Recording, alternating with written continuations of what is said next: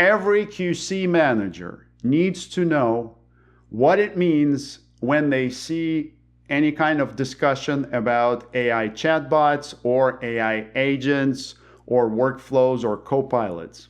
So I'll start with the first one.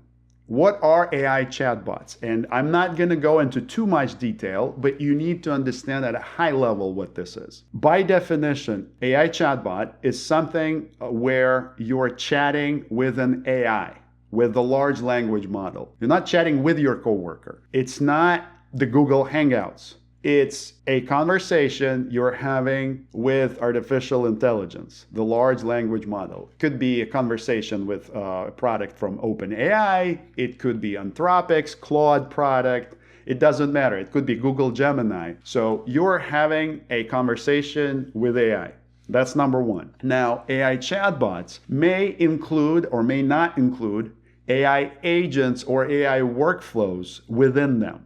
So what does that mean? AI agent is something where there is a degree of autonomy, and these definitions are blurred between different companies, but usually there is a degree of autonomy, and it's a program pretty much that will do interactions with AI, with a large language model for you. For example, you ask to write some kind of document and you give it some kind of goals that this document must be polished, must adhere to different rules. And so under the hood, there is this program that will ask the AI to produce this document. The first time it produces it, it's okay, but not great.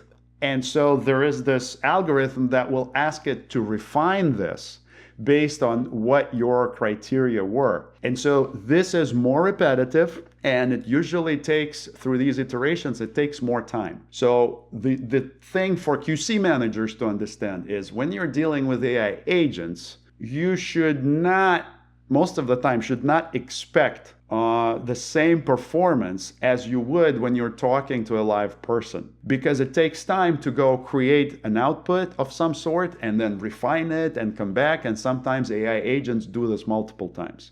So that's what it means when we're talking about AI agents. There's something in the background, some kind of program that does iterative work for you. AI workflows are very similar. So when people talk about workflows, they're very similar to AI agents. The difference is in the workflow, what steps that program takes, that is predetermined, it's prescribed by people. And you know that whenever that workflow is launched, it's going to do 1, 2, 3, and then it's going to give you the output. With the AI agent, you actually don't know if it's going to take 3 steps to produce an output, or if it's going to take 10 steps to produce an output, because it's going to evaluate the output, and if it sees that it's not good enough, it's going to keep going. That's why these things take a little bit longer than what is expected in a normal human conversation. So workflows take longer, but they're predictable. AI agents take longer, and they're less predictable than workflows. That's the difference. Now, when you hear the term copilot, what is a copilot? Because that word has been thrown around a lot lately. Usually, a copilot is just a chatbot, an AI chatbot. But what you will notice when you look at this among the products that are available out there on the market right now is that the copilots are typically the chatbots that have access to static knowledge base. So think of all the different company documents, the PDFs that you could have preloaded into this chatbot, and it can give you summaries of them. Static, it doesn't change. And when you hear a copilot, 90% or 99% of them are those types of chatbots that don't interact with anything in real time. However, there are exceptions to that, and we will talk about those exceptions later. But I just want you to get that mindset. You hear a copilot, usually means it talks to static data.